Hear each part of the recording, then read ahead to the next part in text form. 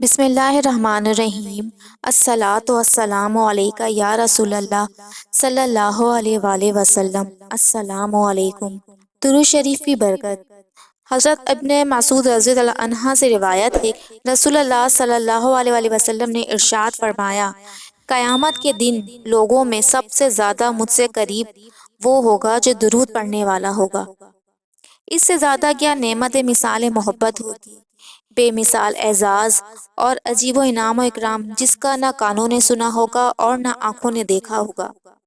میدان حشر میں جس انسان کے نامہ اعمال میں دو چیزیں کثرت سے ملیں گی، ایک درود پاک اور دوسرا استغفار، تو یہ دونوں اعمال اس کی نجات کے لیے کافی و شافی ہوں گے۔ کثرت سے درود پڑھنے سے زندگی میں نبی اکرم رسول محترم صلی اللہ علیہ وآلہ وسلم کی تائید اور توجہ شامل حال ہو جاتی۔ نبی اکرم و رسول محترم صلی اللہ علیہ وآلہ وسلم کی تائید اور توجہ شامل حال ہو جاتی ہے، اس لیے درود پڑھنے والے کا ہر کام آسانی کے ساتھ ہوتا چلا جاتا ہے، بے شک، اور زندگی کے تمام راستے صاف اور روشن اور ہموار ہوتے چلے جاتے ہیں۔ اللہ تعالیٰ کی طرف سے کثرت رحمت کی وجہ سے اس بندے کی زندگی اس پر نہایت آسان اور راحت والی ہو جاتی ہے، کیونکہ کثرت سے درود شریف پڑھنے کی وجہ سے اس بندے کا بال بال اللہ تعالیٰ کی رحمتوں میں ڈوبا ہوا ہوتا ہے۔ اسی وجہ سے بزرگوں کا قول ہے کہ درود پابندی سے پڑھنے والا بھیانک زندگی سے نکل کر روحانیت والی پاکیزہ زندگی میں داخل ہو جاتا ہے۔ درود شریف کے حوالے سے ایک واقعہ ہے کہ شب معراج سرور دو عالم صلی اللہ علیہ وآلہ وسلم جو عجائبات دیکھتے، ان میں سے ایک یہ دیکھا کہ حضور اکرم صلی اللہ علیہ وآلہ وسلم نے ایک فرشتہ دیکھا، اس کے پر جلے ہوئے تھے۔ یہ دیکھ کر فرمایا، اے جبرائیل، اس فرشتے کو کیا ہوا ہے؟ حضرت جبرائیل علیہ السلام نے فرمایا، یا رسول اللہ، اس فرشتے کو اللہ تعالیٰ نے ایک شہر تباہ کرنے کے لیے بھیجا تھا۔ اس نے وہاں پہنچ کر ایک شیر خوار بچے کو دیکھا تو اسے رحم آ گیا۔ یہ اسی طرح واپس آ گیا تو اللہ تعالیٰ نے اسے یہ سزا دی ہے۔